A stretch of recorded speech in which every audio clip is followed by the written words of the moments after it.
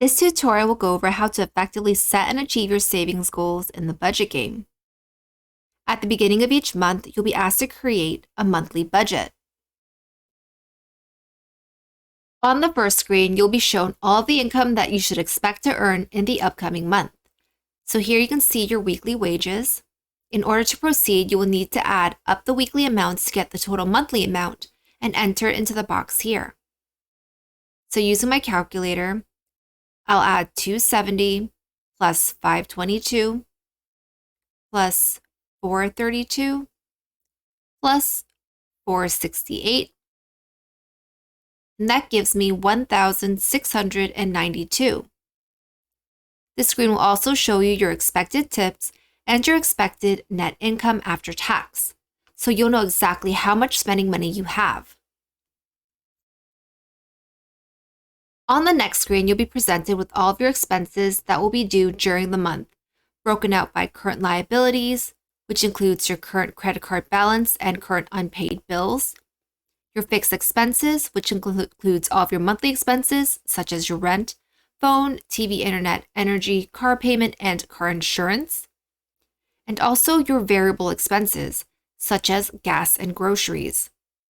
There's also a section at the bottom for you to estimate how much you will need to spend on other unplanned expenses.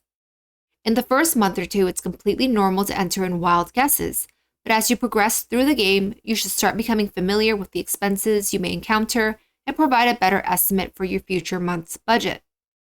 So in this case, I'll add in $300 and click Continue. This last step is crucial, ensuring that overall you do well in the budget game. This is where you'll set your monthly savings goal.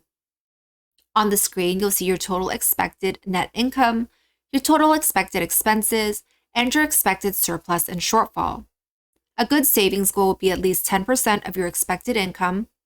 So by using my calculator, I'll type in 1,526.18 cents multiplied by 10%, and that gives me a savings goal of $152.62.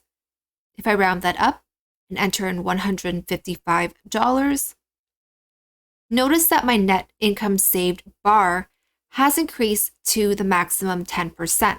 Your goal should be to save enough so that this income bar is at least 10%.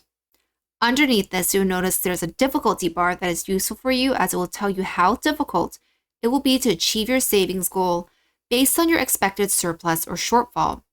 You may find that during some months you have much more expenses compared to income, making it quite hard for you to reach your savings goal.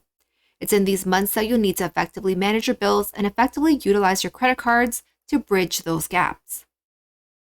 There are several ways that you can gain a lot of points through effectively utilizing your savings. For example, by going to Financial Summary and clicking Transfer Money. The first time that you transfer $500 from your checking account to your savings account, you'll receive a huge bonus as you're rewarded for building up your emergency fund. You'll also receive a big boost in your score when you've saved up milestone amounts such as $1,000 and $1,500.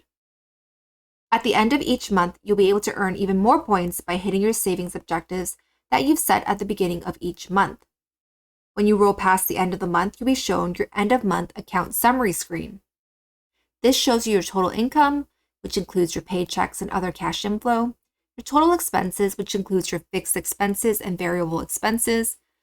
Note that this will help you better estimate your variable expenses next month.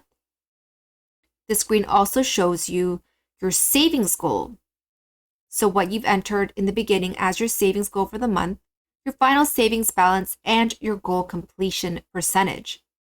So in this case, I've met my goal at 104%, and I was rewarded with a bonus of 600 points. If you meet your savings goal, you'll earn a huge bonus. Otherwise, you won't be awarded any points for contributing some funds to your savings account. This means that it's in your best interest to make thoughtful and realistic savings goals so that you're able to meet those targets. That's it for this video, and thanks for watching.